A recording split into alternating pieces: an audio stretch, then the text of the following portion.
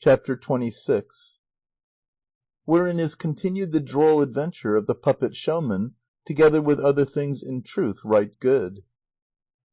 All were silent, Tyrians and Trojans, all who were watching the show were hanging on the lips of the interpreter of its wonders, when drums and trumpets were heard to sound inside it, and cannon to go off.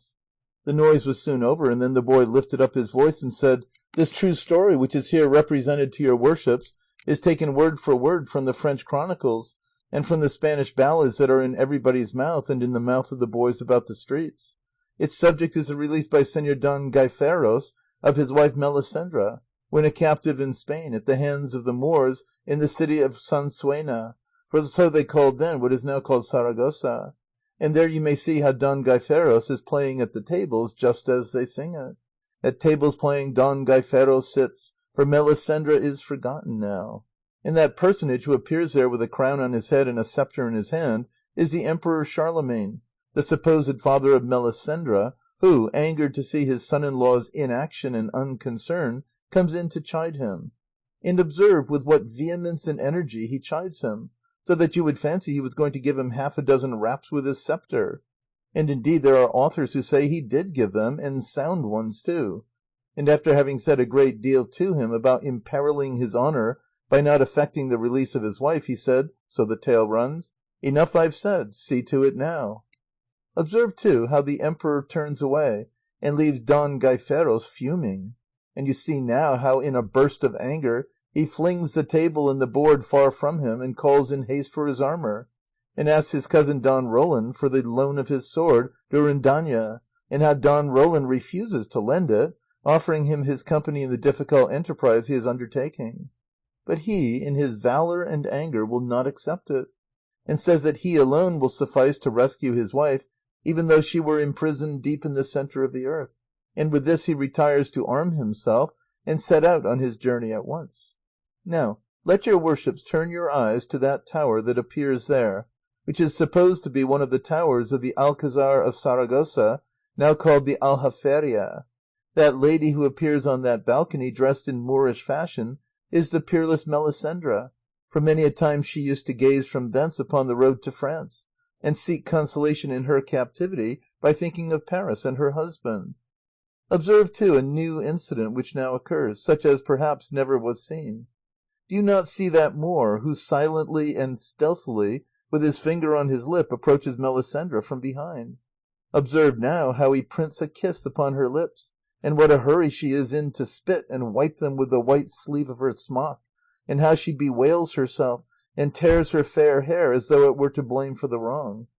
Observe, too, that the stately Moor who is in that corridor is King Marsilio of Sansuena, who, having seen the Moor's insolence, at once orders him, though his kinsman and a great favourite of his, to be seized and given 200 lashes, while carried through the streets of the city according to custom, with criers going before him and officers of justice behind. And here you see them come out to execute the sentence, although the offence has been scarcely committed, for among the Moors there are no indictments nor remands as with us. Here Don Quixote called out, "Child, child, go straight on with your story, and don't run into curves and slants, for to establish a fact clearly there is need of a great deal of proof and confirmation." And said Master Pedro from within, "Boy, stick to your text, and do as the gentleman bids you. It's the best plan. Keep to your plain song, and don't attempt harmonies, for they are apt to break down from being over fine." "I will," said the boy. And he went on to say, "This figure that you see here on horseback, covered with a Gascon cloak, is Don Gaiferos himself, whom his wife, now avenged of the insult of the amorous Moor, and taking her stand on the balcony of the tower with a calmer and more tranquil countenance, has perceived without recognising him. And she addresses her husband, supposing him to be some traveller, and holds with him all that conversation and colloquy in the ballad that runs, 'If you, sir knight, to France are bound, oh, for Gaiferos ask,' which I do not repeat here, because prolixity begets disgust. Suffice it to observe how Don Gaiferos discovers himself, and that by her joyful gestures Melisendra shows us she has recognised him. And what is more, we now see she lowers herself from the balcony to place herself on the haunches of her good husband's horse. But ah, unhappy lady, the edge of her petticoat has caught on one of the bars of the balcony, and she is left hanging in the air, unable to reach the ground. But you see how compassionate heaven sends aid in our sorest need. Don Gaiferos advances, and without minding whether the rich petticoat is torn or not, he seizes her, and by force brings her to the ground, and then with one jerk places her on the haunches of his horse, astraddle like a man, and bids her hold on tight and clasp her arms round his neck, crossing them on his breast so as not to fall, for the lady Melisendra was not used to that style of riding. You see, too, how the neighing of the horse shows his satisfaction with the gallant and beautiful burden he bears in his lord and lady. You see how they wheel round and quit the city, and in joy and gladness take the road to Paris. Go in peace, O peerless pair of true lovers. May you reach your longed-for fatherland in safety, and may fortune interpose no impediment to your prosperous journey. May the eyes of your friends and kinsmen behold you enjoying peace and tranquillity the remaining days of your life, and that they may be as many as those of Nestor." Here Master Pedro called out again and said, "Simplicity, boy! None of your high flights, all affectation is bad." The interpreter made no answer, but went on to say, "There was no want of idle eyes that see everything, to see Melisendra come down and mount, and word was brought to King Marsilio, who at once gave orders to sound the alarm. And see what a stir there is, and how the city is drowned with the sound of bells pealing in the towers of all the mosques." "Nay, nay," said Don Quixote at this, "on that point of the bells Master Pedro is very inaccurate, for bells are not in use among the Moors, only kettle drums, and a kind of small trumpet somewhat like our clarion. To ring bells this way in Sansuena is unquestionably a great absurdity." On hearing this, Master Pedro stopped ringing, and said, "Don't look into trifles, Señor Don Quixote, or want to have things up to a pitch of perfection that is out of reach. Are there not almost every day 1,000 comedies represented all round us, full of thousands of inaccuracies and absurdities, and for all that they have a successful run, and are listened to not only with applause, but with admiration and all the rest of it? Go on, boy, and don't mind, for so long as I fill my pouch, no matter if I show as many inaccuracies as there are motes in a sunbeam." "True enough," said Don Quixote, and the boy went on. "See what a numerous and glittering crowd of horsemen issues from the city in pursuit of the two faithful lovers, what a blowing of trumpets there is, what sounding of horns, what beating of drums and tabors. I fear me they will overtake them and bring them back tied to the tail of their own horse, which would be a dreadful sight." Don Quixote, however, seeing such a swarm of Moors and hearing such a din, thought it would be right to aid the fugitives, and standing up he exclaimed in a loud voice, "Never, while I live, will I permit foul play to be practised in my presence on such a famous knight and fearless lover as Don Gaiferos. Halt, ill-born rabble! Follow him not nor pursue him, or ye will have to reckon with me in battle." And suiting the action to the word, he drew his sword, and with one bound placed himself close to the show, and with unexampled rapidity and fury began to shower down blows on the puppet troop of Moors, knocking over some, decapitating others, maiming this one and demolishing that, and among many more he delivered one downstroke which, if Master Pedro had not ducked, made himself small and got out of the way, would have sliced off his head as easily as if it had been made of almond paste. Master Pedro kept shouting, "Hold hard, Señor Don Quixote! Can't you see they're not real Moors you're knocking down and killing and destroying, but only little pasteboard figures? Look, sinner that I am, how you're wrecking and ruining all that I'm worth."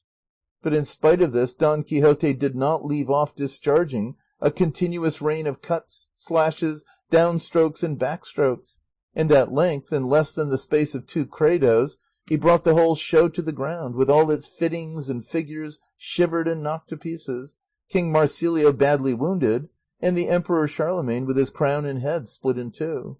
The whole audience was thrown into confusion, the ape fled to the roof of the inn, the cousin was frightened, and even Sancho Panza himself was in mighty fear, for, as he swore after the storm was over, he had never seen his master in such a furious passion. The complete destruction of the show being thus accomplished, Don Quixote became a little calmer, said, "I wish I had here before me now all those who do not or will not believe how useful knights errant are in the world.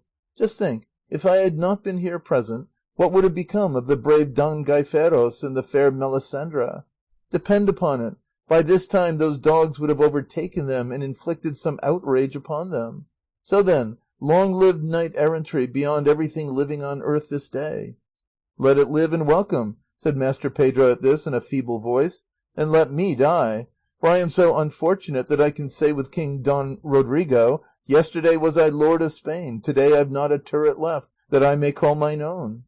Not half an hour, nay, barely a minute ago, I saw myself lord of kings and emperors, with my stables filled with countless horses, and my trunks and bags with gay dresses unnumbered, and now I find myself ruined and laid low, destitute and a beggar, and above all without my ape, for by my faith my teeth will have to sweat for it before I have him caught.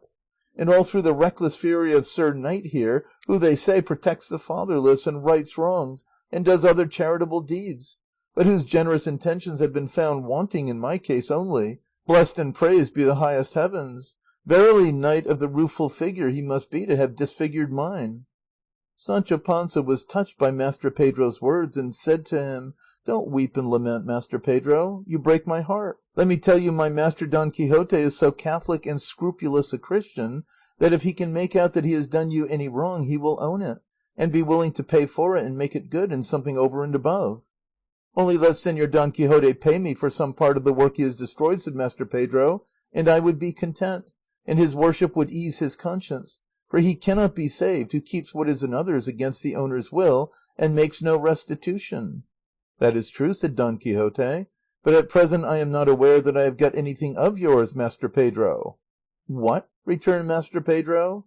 "And these relics lying here on the bare hard ground, what scattered and shattered them but the invincible strength of that mighty arm? And whose were the bodies they belonged to but mine? And what did I get my living by but by them?"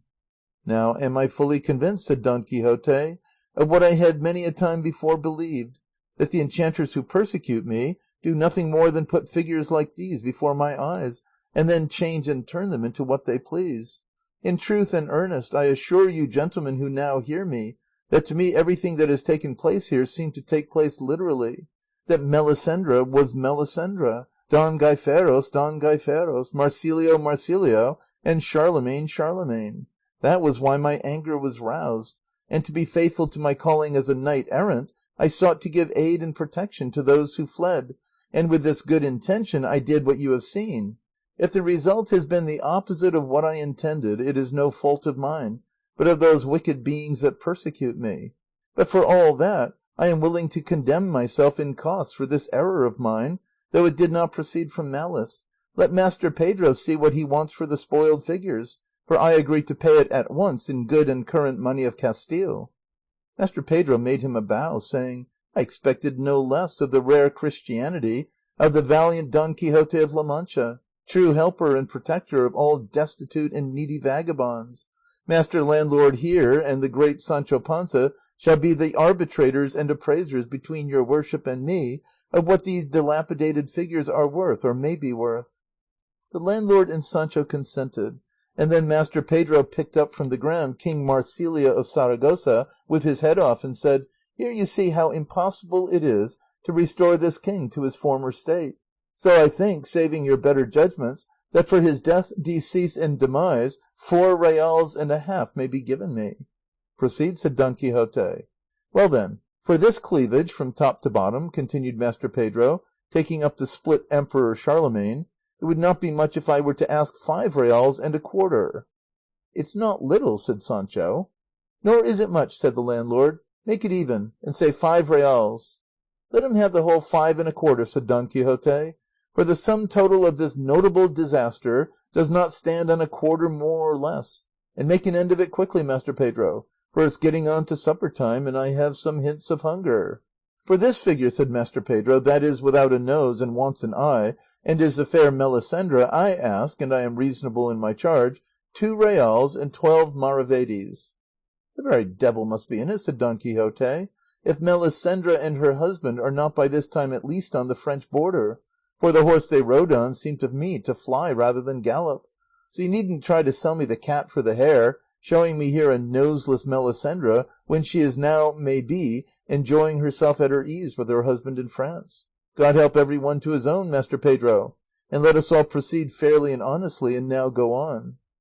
Master Pedro, perceiving that Don Quixote was beginning to wander, and returned to his original fancy, was not disposed to let him escape, so he said to him, "This cannot be Melisendra, but must be one of the damsels that waited on her. So if I'm given 60 maravedis for her, I'll be content and sufficiently paid." And so he went on, putting values on ever so many more smashed figures, which, after the two arbitrators had adjusted them to the satisfaction of both parties, came to 40 reals and 3/4, and over and above this sum, which Sancho at once disbursed, Master Pedro asked for 2 reals for his trouble in catching the ape. "Let him have them, Sancho," said Don Quixote, "not to catch the ape, but to get drunk; and 200 would I give this minute for the good news to any one who could tell me positively that the lady Dona Melisendra and Señor Don Gaiferos were now in France, and with their own people." "No one could tell us that better than my ape," said Master Pedro, "but there's no devil that could catch him now. I suspect, however, that affection and hunger will drive him to come looking for me to night; but to morrow will soon be here, and we shall see." In short, the puppet show storm passed off, and all supped in peace and good fellowship at Don Quixote's expense, for he was the height of generosity. Before it was daylight, the man with the lances and halberds took his departure, and soon after daybreak the cousin and the page came to bid Don Quixote farewell, the former returning home, the latter resuming his journey, towards which, to help him, Don Quixote gave him 12 reals. Master Pedro did not care to engage in any more palaver with Don Quixote, whom he knew right well, so he rose before the sun, and having got together the remains of his show and caught his ape, he too went off to seek his adventures. The landlord, who did not know Don Quixote, was as much astonished at his mad freaks as at his generosity.